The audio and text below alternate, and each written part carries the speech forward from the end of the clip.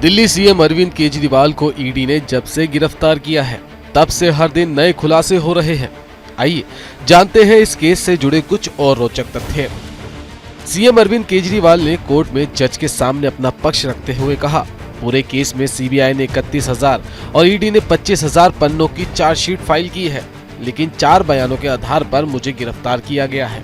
4 बयानों में 2 बयान मंगूटा श्रीनिवास रेड्डी और उनके बेटे राघव मंगूटा रेड्डी के हैं। सीएम अरविंद केजरीवाल ने कोर्ट के सामने बताया, मंगूटा श्रीनिवास रेड्डी उनसे मार्च 2021 में आधिकारिक तौर पर मिलने आए थे। आबकारी नीति नवंबर 2021 में लागू हुई। उससे पहले मंगूटा रेड्डी की सीएम अरविंद केजरीवाल से केवल एक बार मार्च 2021 में मुलाकात हुई थी, जिसमें उन्होंने अपने परिवार के ट्रस्ट के लिए दिल्ली में जमीन दिलाने की बात कही। इस पर सीएम अरविंद केजरीवाल ने कहा कि जमीन का मामला एलजी के अधीन आता है। आप मुझसे मिलने आए हैं तो आप एक आधिकारिक आवेदन पत्र दे दीजिए, मैं इसे एलजी साहब के पास भेज दूंगा। सितंबर 2022 में ईडी बाप बेटे पर कथित शराब घोटाले की जांच को लेकर रेड डलवाती है।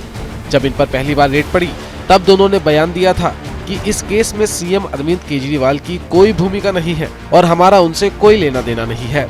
ईडी ने फरवरी 2023 में बेटे राघव मंगूटा रेड्डी को गिरफ्तार कर लिया, जिसके बाद ये बाप बेटे फिर कहते हैं कि इस मामले से सीएम अरविंद केजरीवाल का कोई लेना देना नहीं है और कोई शराब घोटाला हुआ ही नहीं है। 5 महीने तक ईडी राघव मंगूटा को जेल में रखती है। 16 जुलाई 2023 को राघव मंगूटा रेड्डी के पिता मंगूटा रेड्डी अरविंद केजरीवाल के खिलाफ बयान देते हैं। इसके ठीक 2 दिन बाद राघव को बेल मिल जाती है और वो सरकारी गवाह बन जाते हैं। ईडी ने कोर्ट में जो चार्जशीट दाखिल की है उसमें मंगूटा एस रेड्डी के पहले 2 बयानों का कोई जिक्र ही नहीं है, केवल उनका तीसरा बयान दाखिल किया गया है। राघव मंगूटा रेड्डी ने पीएमएलए के सेक्शन 50 के तहत 7 बयान दिए थे, जिसमें से उन्होंने अपने पहले 6 बयानों में कहा कि मैं अरविंद केजरीवाल से कभी नहीं मिला, मेरा इनसे कोई लेना देना नहीं है और कोई शराब घोटाला हुआ ही नहीं है। 5 महीने जेल में रहने के बाद 16 जुलाई 2023 को 7वां बयान आता है, जिसमें उन्होंने सीएम अरविंद केजरीवाल का नाम लिया और उन्हें बेल मिल गई। अब सामने आया है कि एनडीए की अलायंस पार्टी टीडीपी ने कथित शराब घोटाले के आरोपी और सीएम अरविंद केजरीवाल के खिलाफ बयान देने वाले मंगूटा एस रेड्डी को लोकसभा चुनाव का टिकट दे दिया है।